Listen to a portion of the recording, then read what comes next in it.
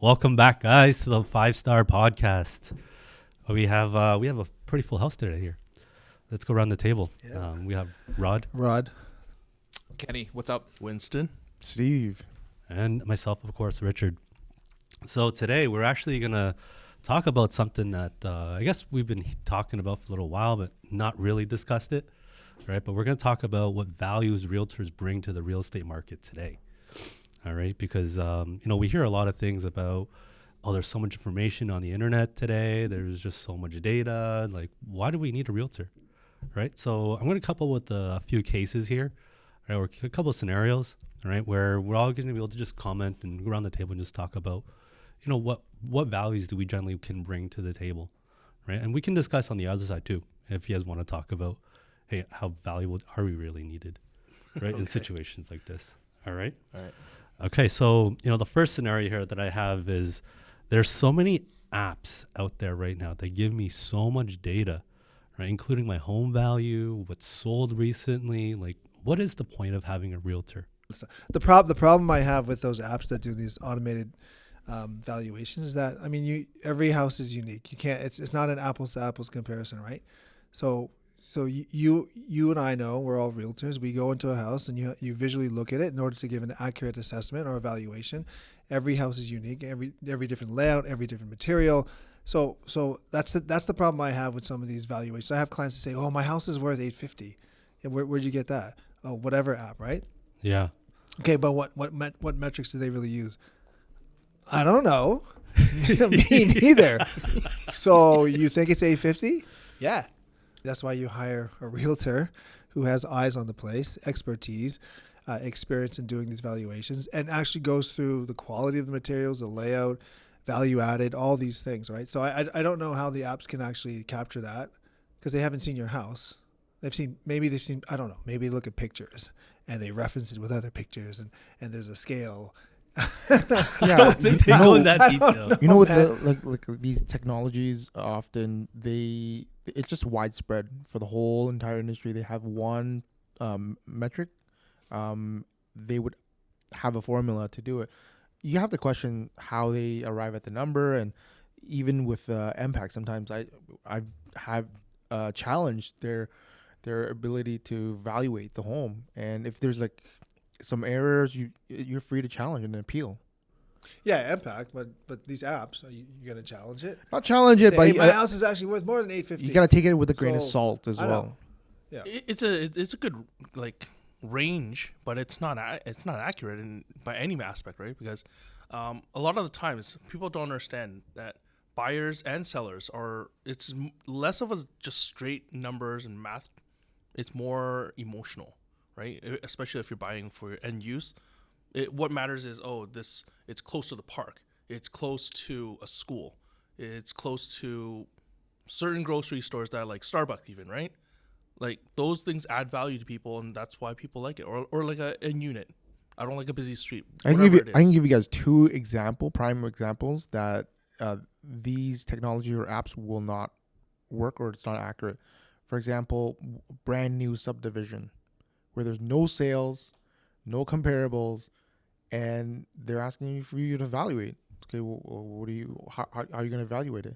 With the technology AI, they're going to be all confused and give you some sort of like an error or unknown number. Yeah. And secondly, like if you're comparing it to not even a new subdivision where there's other to compare, but if it's just a unique property where it may be like a rural area and it's a really nice plot of land. You have like forest, ravine, whatever. Yeah, like what if it's this property on the same street I was backs just onto gonna green ask you space, that, yeah. yours backs onto nothing. That's what I So mean. so it's like, where does the valuation? Or Yeah. even custom homes too, right? Because like certain things that you add to a property, your neighbor is not comparable to yours. Like some houses are just like over renovated and they're like a lot better, and AI can't distinguish They're just gonna group it all together. Like they're all Yeah, do you think it's AI though that these apps are using, or is it? No, It is. It's an algorithm. It's an algorithm, but I wouldn't say it's AI though. It's yeah, just. It's I wouldn't just, say it's AI. I think it's factoring a lot of data that isn't really, like, is not always relevant. From sold data to available data that property are on the market right now. But the problem is that, like, because there's so many realtors that still play games with their list price, it actually influences the prices a lot more now. Right, so like for example, if I list my price low, all of a sudden my home evaluation goes down way $1? low. Yeah, no, well, I mean, let's just say Because like you there's want a lot to of those. No, you see want to be able that, to yeah. you want to be able to list your property a bit lower to try to attract more buyers. I mean, I don't know about that strategy today, but there's still a lot of realtors that use it. Yeah. However, those apps would then reflect the actual property value based on your list price. Yeah. Right, and all of a sudden your list prices or your property value is like much lower than Yeah. what you think it's supposed to be. And then if you list it at the right price, and all of a sudden your valuation is a much higher valuation. So, like there's a lot of inaccuracies with these apps. And, you really have to use a realtor to do your proper assessment, like based on what you guys are all talking about, because there are a lot of intangibles that are not factored in, right? When you're when these automated valuation like systems. I Right, agree. so- Like the list price is the most volatile. All it takes is one, overzealous seller that thinks their property is 600 above the market price for sentimental reasons. I understand, but it's the money that they put in, improving the home, but it may not be the market value because but would list price affect the values? I thought they go on the Sold sold price, the sold yeah. datas. They don't use just sold data. That's the thing. Like they actually use a lot of the pricing that's available on the market right now. yeah, too. it's not this. Or list to sale ratio. It's like an aggregate, says. like aggregator. Like some of the apps, they gather all this information and they put weighted values to arrive at a number. So I remember there was one service that we used to make reports, and they didn't have any sold information, so they went to listing prices. So anything that was listed Yeah, within the yeah. past 5 years, Yeah. let's just use that. Yeah, but I mean, there's also a lot of intangibles too. Because, for example, have you ever been on a street where, okay, this side of the street is like worth a lot more, Yeah, and then of this course. other side of the street is course. like worth a lot less? Cabbagetown, Regent Park. Young Yeah. Street, Well, the east and west.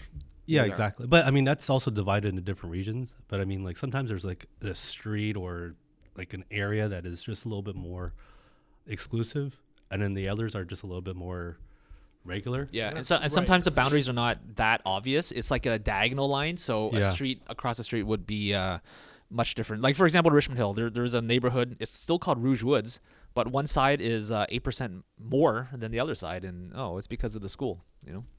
Well, exactly. Yeah, but the houses all look alike. Exactly. So these apps can't distinguish those differences. So this is, you need to have that realtor to really give you that evaluation and that assessment. That way you're able to really provide, more of an accurate, here's your proper evaluation. All right. So that's, the apps are, just don't trust the apps, guys.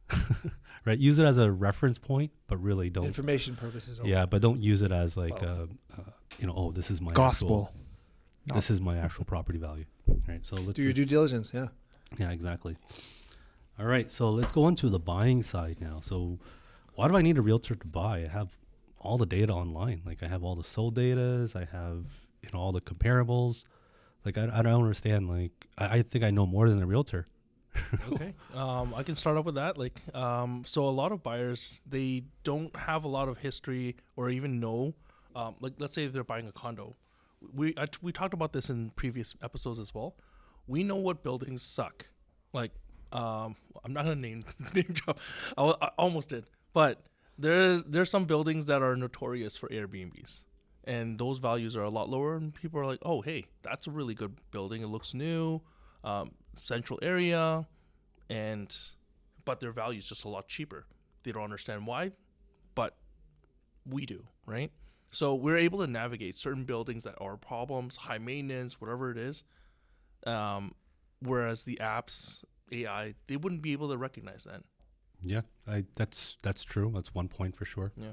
Any other points that you guys can sort of bring up? I feel like this is like an interview to keep my job or something. Yeah, like you do. Well, I mean, like honestly, I feel like it's coming, right? I mean, a lot of people are feeling like, oh, why do I really need a realtor though? Yeah, that's I mean, true. okay, devil's advocate, if I were the consumer, their perspective is like, oh, I can save money. I'm gonna go directly with the seller. I have all the information.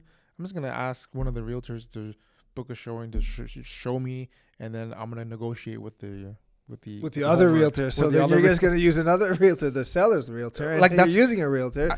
So then what happens? Yeah, to the whole, I a don't lot wanna of use a times the realtor. buyers, that's So, their mentality. yeah. That's where they're at, and they're like, oh, well, you guys are overpaid. But What's then why do 40, they need 80? you? Yeah, what's your That's the solution? question right now. Yeah, what's the value that I'm you playing devil's advocate. You tell me. So you don't know. No, I asked the question. That's the exact question I just that is the same question. Let me answer that with a question. Let me answer it with the same question. That's just, Okay, Steve, you're fired. Get out. he did some Jedi mind no trick value. here. No value. All right, everyone will share one point. Okay, I can start with one. Like you're there to negotiate and to bring in Yes. intangibles. Yeah. Okay, So you're So saying what was it? negotiate? yeah, Is that what you said? negotiate. Negotiation. You have to bring in like factors that are intangible. If there's potential for, like, say, parking or rental income, if they're legal or not, like you have to be able to pinpoint, like, if the valuation is justified. If for some reason the parking, especially in Toronto, is not legal, then it just doesn't justify the premium that you maybe the asking price is asking. If the apartment is in fact a legal apartment for rental purposes, then yeah, I think it would justify for the premium. But if it's not, then So like have to- we gotta like our role is to help negotiate those points. you have to be knowledgeable with So it's experience. experience. Like realtor experience. You have to bring that into the fold. How Yeah. about you guys? you guys all owe me a point. I did. I already gave my point. Well, I don't. I don't disagree. He's like, my job's I don't safe. disagree with yeah, look. I mean,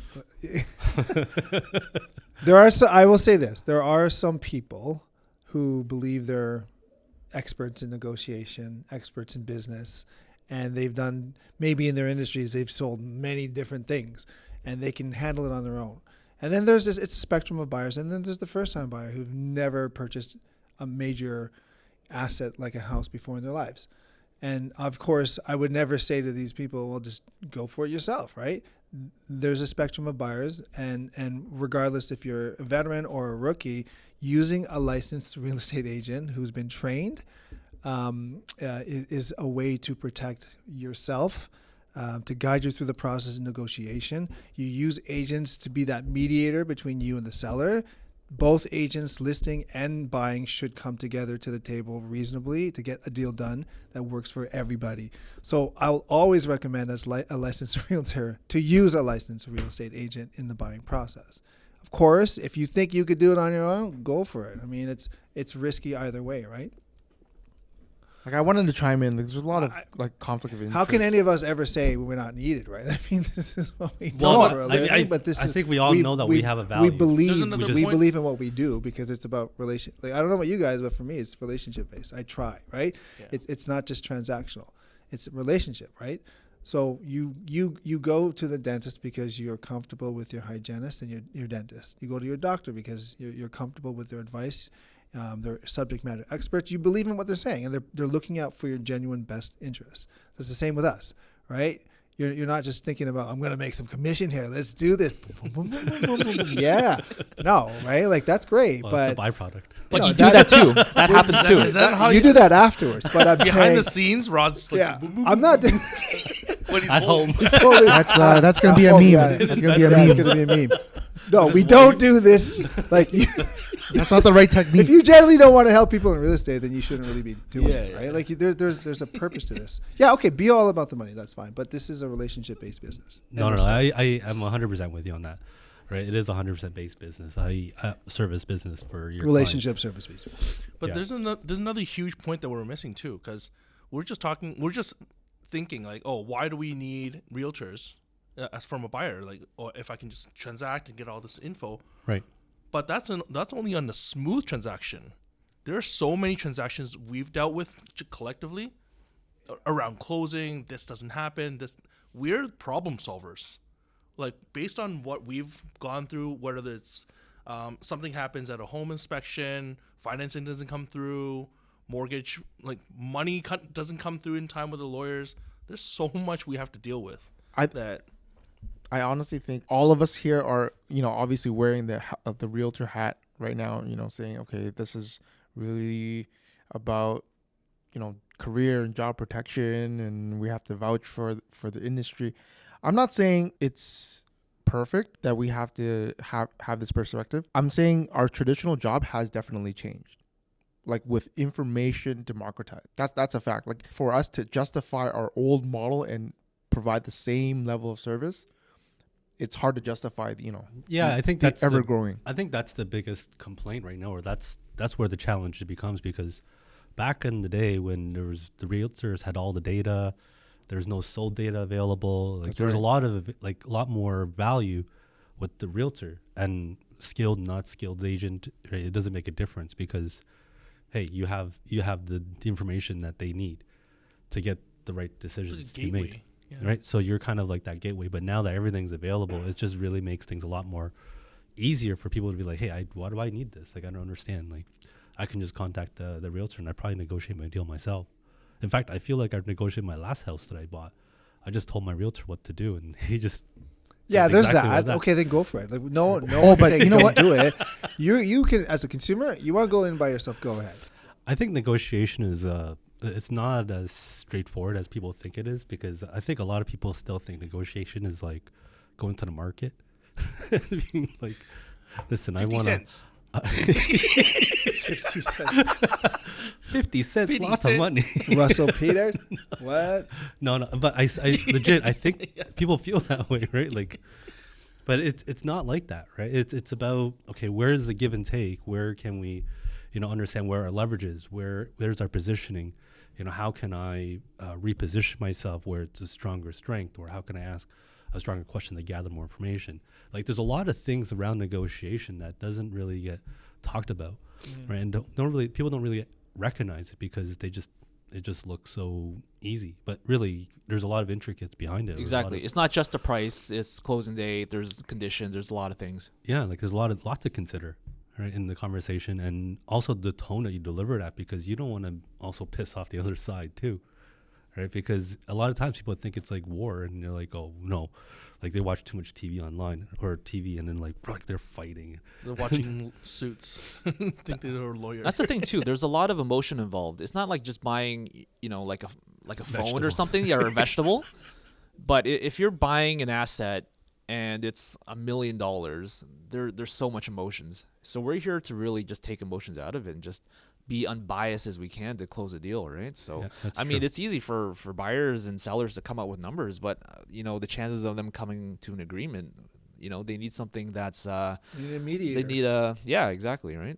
Yeah, I think there's a lot of value behind having a realtor, of course, especially negotiating on your behalf, knowing the communities, knowing the schools, making sure that whatever you're purchasing is going to fit what you're needing, right? In terms of, again, schools, community, price, right, house type, etc. Right. So there's still a lot of value there. I mean, I know there's a lot of data out there, but this is what we do. I mean, it's like, if you're an engineer, right? I don't try to step into your arena and be like, hey, I know what you're doing. Right? Or you're a mechanic. I mean, like, I know what you're doing. Yeah. Do people have their Right. own time to do their own massive Exactly. research on a home, right? So Yeah. I mean, this is what we do all day long, right? So, I mean, if you want to have a smooth transaction, trust the realtor, and they're going to help you out with getting your end result done. Work with someone you like. Work with someone you trust. Yeah. Right? Yeah. There we go, guys. All right. So the next one is, I'm going to skip the next one, but I'm going to save the last one. Save this for the last one.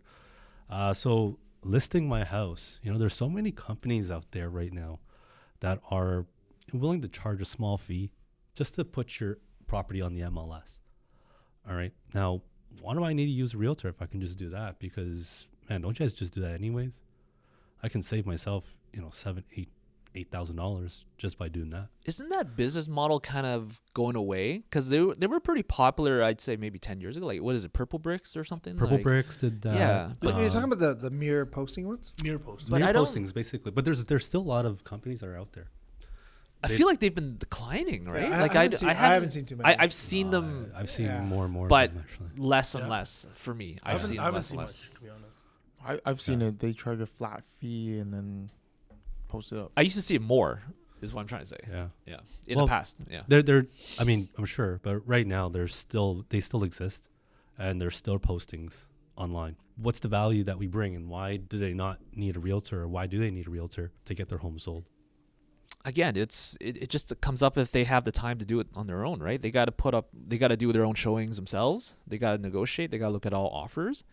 I mean, it's possible. I mean, I'm sure there's a market that would prefer to do it on their own, and there's also a huge market that don't have the time. They want to focus on other things and let the professional handle it. Some right? people So- actually try to do everything themselves, take it upon themselves, which and- is fine. Which Yeah. is fine if you're willing to put in the time. yeah. They're trying to justify, right? They're paying $40,000 to $80,000 just for selling their property. Like, even if you're a lawyer or a mortgage or any professional, really, you don't make that much in a year. So if I'm not gonna pay that, I'm gonna do it myself and stick a Yeah, but sign in the law and I'm yeah. gonna stay here. But look, private sales have been happening forever. It's nothing Exactly. new. So Exactly. so if you are a seller who has the experience or the confidence to do it yourself, and you're simply using a real estate agent to put it up on MLS so you get more exposure, try it. I mean, it's your right. It's your house. It is a different market, of course. So the danger is, the seller saying, well, I know what it's worth. I don't care this market. I know what I did to it. I'm gonna use and these apps. I'm gonna, yeah. It said it's 1.8. I want 1.9. So okay, go for it. But I'm just saying, using an agent again to kind of bring it to ground level and say, okay, here's my valuation. This is why. This is the market situation and circumstances surrounding your neighborhood, your particular house. These are the value added things that you have to it. Here's my opinion on it. Is always recommended, again, from a real estate perspective and point of view. In those circumstances, any realtor involved in that transaction is just posting it, but they don't do any paperwork. No, zero. They- Even the number to call it, I think yeah, it's, the number, it's them, like, it's the so seller. I think these It's the listing seller. companies, they have the option. They give you the option of short representation, or they would, basically just let you handle everything. All right. But like, besides just the fact that putting it on the MLS, like, what else do you do before even listing it? Right. There's a lot of preparation into a house before even listing it, because if you have 3-4 houses that are on the same street that are very similar to yours, if you're just posting it on your own, how are you going to sort of stand out against your competition? Right? Like, they don't really think about that. They just think, oh, just because my last realtor just posted on the MLS, charge more %, whatever, just do it. Right? But I'm going to do the same thing. I'm going to save myself some money.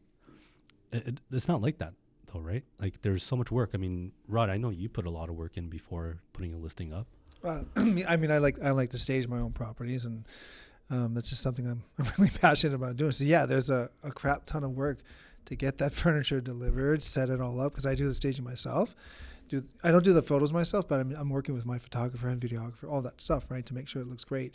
But yeah, there's a ton of prep work, and you're not saying, of course, that this particular seller can't do that. If you've got a background in it or experience, I mean, like I said, go for it. If you think you can make it presentable in the way that the market it'll appeal to a broader market, then go for it, right? But there is a ton of work that we as agents do for the listing preparation. So it's not just about simply just putting a sign, right? There's a lot of legwork.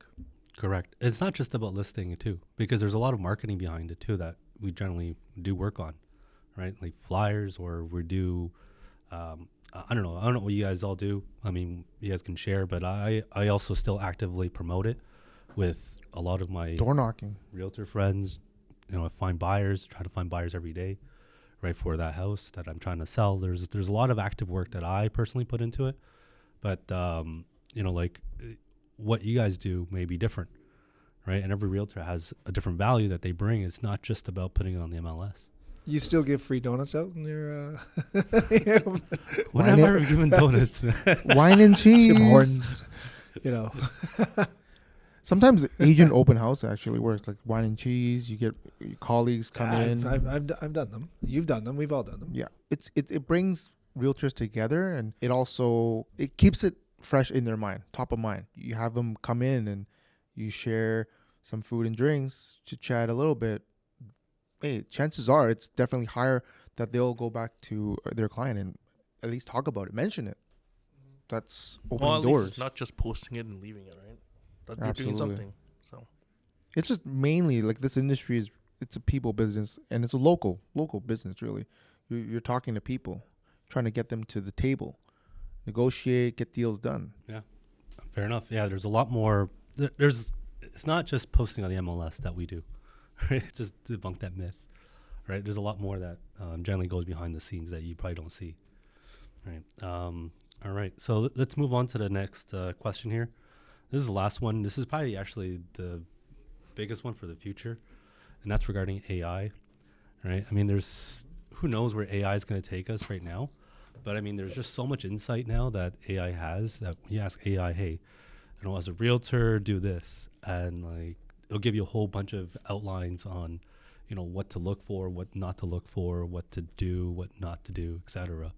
So like, if I can get something like that from AI, why do I need a realtor?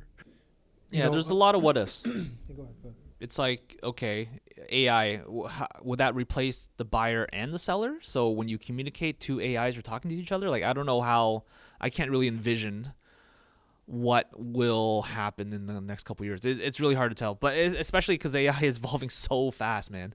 Like even from last month and this month, it's completely different. But I don't know. I think realtors itself, we're not gonna go away. It's just the job description is modified. What we were doing before, it's modified. Plus, the scope of work is expanding because we have to wear other hats now. You gotta be a content creator. You gotta do videos. You gotta take pictures. Just do all these things like video editing. I didn't expect myself. No, but to we do that. we were doing that before, anyways. It's just now AI makes it easier, though. That's a good thing. Yeah. No, it's true. It's true. But it's expanded role. Like you may have to, do some song and dance and market the property, right? You can go and do the song and dance if you want. Well, I mean, you may have to be a comedian, do some stand up or something, like just to talk about the property, right? To feature it and do some glamour, like hire a model or not, or hire or like AI. AI can do. Listen, AI I've seen some of these hire an these AI model. Hire tours, AI these model. virtual tours. I'm like, wow, That's what I mean. that's incredible. Yeah, you know what? Kenny showed us one last time. I was like, what? Yeah, so that's so true. That was Videos. that was actually, incredible. actually, it's even better now. It's That even blew better my now. mind. It's even better. That blew my mind. So now you could upload a floor plan to Nano Banana 2. It just came out like last week, and it'll render like a full 3D tour for you just from a floor plan. That's it. No That is Yeah. insane. way. Yeah, So like yeah. for us, that's pretty great. that's great, right? Wait, from a floor plan. Just from a floor plan. That's And it'll crazy. render it, and you'll make like go into a tour, So and it's it'll, almost like a stage it. Matterport. all the dimensions will be accurate. Yeah, But like it's an crazy. actual- That's live crazy tour? from a floor plan. Yeah. and then it'll stage it. It'll stage it nicely, lighting, Dude, everything. we're still in like the very early stages of AI too. Yeah, Can't but that's imagine scary, what man. looks That like. is some scary stuff. Yeah, so I mean, now that AI is coming out, all these different tools and technology, I mean, sellers can also do the same thing, Yeah, that's true. No, correct? I see what you're saying. So where's the Well, the they can value line? They can probably save on certain things. So, for example, like they can take the picture, they can virtually stage it themselves. But again, it comes down to when it comes down to negotiations and the rest of the stuff. It's more face to face, human to human, and just kind of knowing the value of the property, right? Like the location of it, even the traffic time, or like certain buildings, like, oh, my neighbors are like loud after 10 p.m. Like some people won't even know that, right? Well, I would, you'd want to use a realtor because sometimes like the realtors have a database of people that are waiting to do something.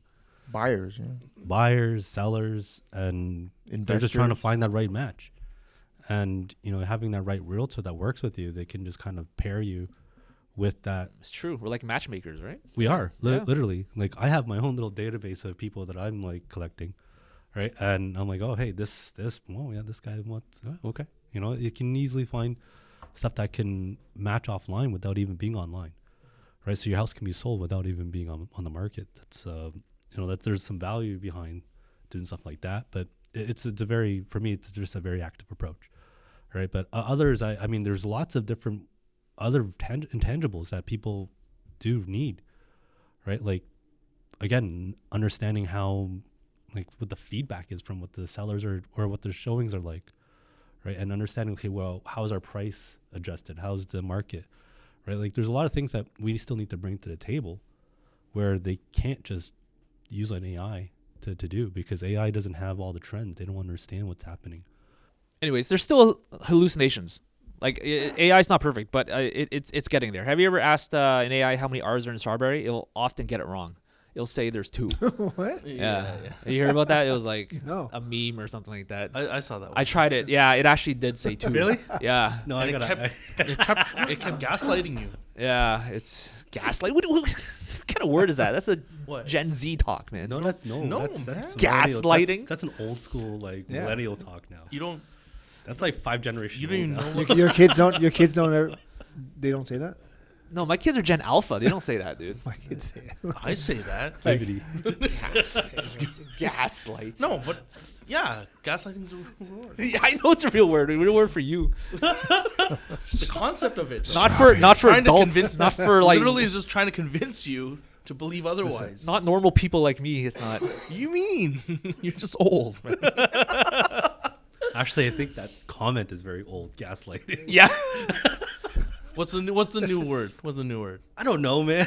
Like, Come on, then that's Troll- the word. trolling. Well, actually, there's- yeah. there's Yeah, trolling. use there's- Okay, use that's AI. even older. Look it up. Yeah. That's even older than gaslighting. Trolling. Trolling. Trolling. Yeah. Yeah, probably. Gaslighting. But I don't know. There's, Okay. I'm sure there's other. But anyways, AI is Gen not Alpha has their own turn, man. AI is not completely there, but I feel like I think it will, man. It will. So It will get there. but there's still some human elements that we have to do on our jobs. You know, we just gotta take biases out. You know, have you ever had like a deal almost fall apart because a seller almost took things too personal because like the buyer wanted to, I don't know, repair like a broken window or something, Yeah. which is reasonable, but sometimes sellers take it too personal and they want to cancel the deal.